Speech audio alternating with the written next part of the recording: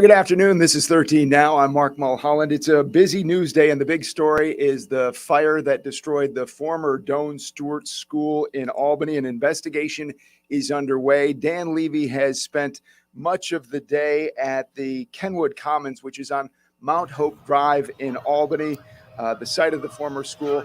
Dan, what's the latest there?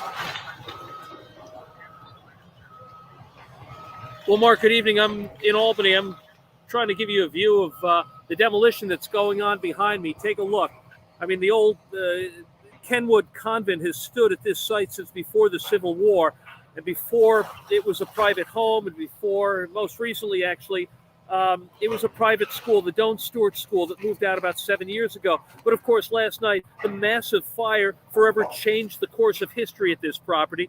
Earlier today, Mayor Kathy Sheehan described this as a devastating event. She said the company that currently holds the mortgage on the property inquired as recently as last week about zoning variances because they were intent on putting up condos here. Beyond that, the City Building and Codes Commissioner Rick LaJoy said that his staff has had this property on the radar for some time. He said they're often here booting people off the property, and often they find vandalism and squatters here. And County Executive Dan McCoy, who's part of a news conference here earlier today also, he says the property owners are about $5.5 million in arrears on their taxes. Right now, as you can see, there is demolition on the property, and at the same time, there are state fire investigators and local city fire investigators trying to find the cause and origin. And that's the latest. For any new details, be sure to tune in at 4 o'clock on News Channel 13. Live at 4, Mark. Dan, thank you very much. We'll look for you live at 4. Thanks again. There is other news this afternoon. The most serious charge against a Washington County woman accused of neglecting horses has been dropped. A felony tampering with evidence charge and 9 misdemeanor charges have been dismissed against Wendy Murphy. Now, you may remember this story. This is Wendy Murphy. State police seized horses from her farm in Granville last year, claiming the animals were in bad shape. However, the judge presiding over the case ruled many of the charges should now be dropped because of a lack of evidence. And Joseph Girard III, you may know him as JG3, may have played his last game at Syracuse. The Glens Falls High School grad announcing on Twitter this afternoon that he's both entering the NBA draft process and entering the college transfer portal.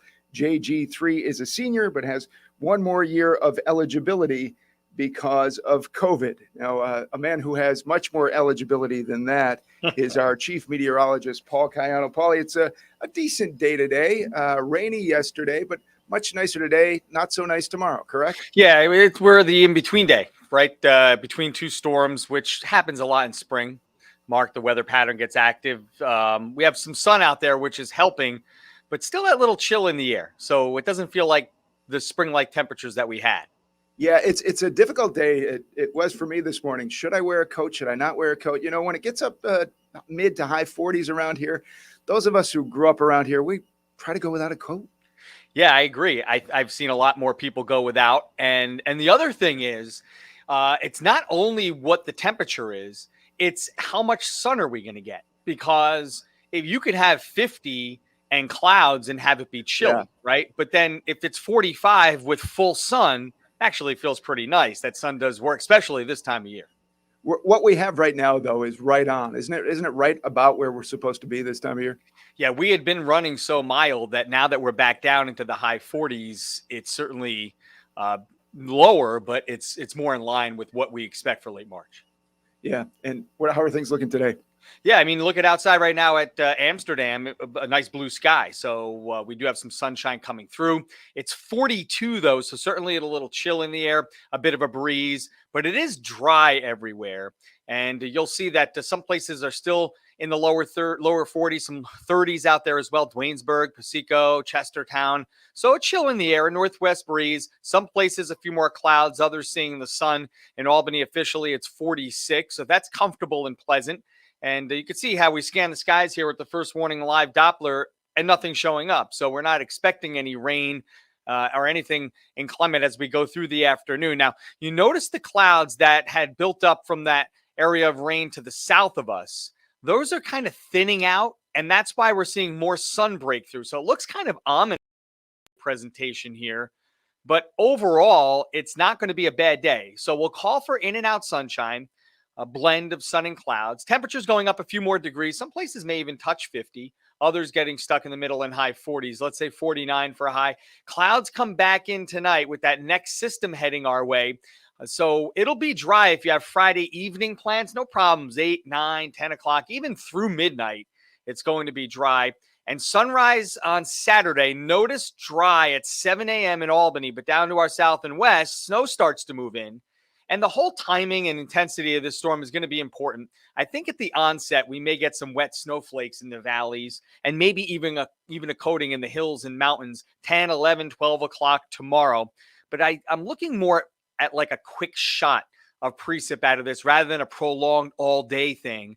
But we will have right in the middle of the day this sort of rain snow mix or a cold rain. So the valleys will probably see some snowflakes, but not get accumulation, while the hills and mountains may get a little slush on existing snowpack and the grassy surfaces. But I think ultimately we'll all wind up with just plain rain showers by the end of the day Saturday, Mark. And it looks like we're going to wind up with about a coating in a lot of places in the hills and mountains and up to an inch in some of the higher terrain. And after that, things kind of dry out for the second half of the week. So you're saying this was the last shot of winter?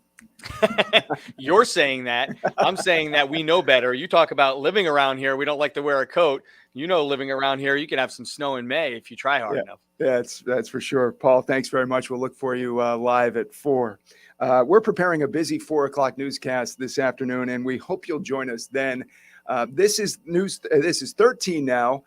Please like and subscribe to our YouTube channel. I'm Mark Mulholland. We'll see you at 4. Have a great day.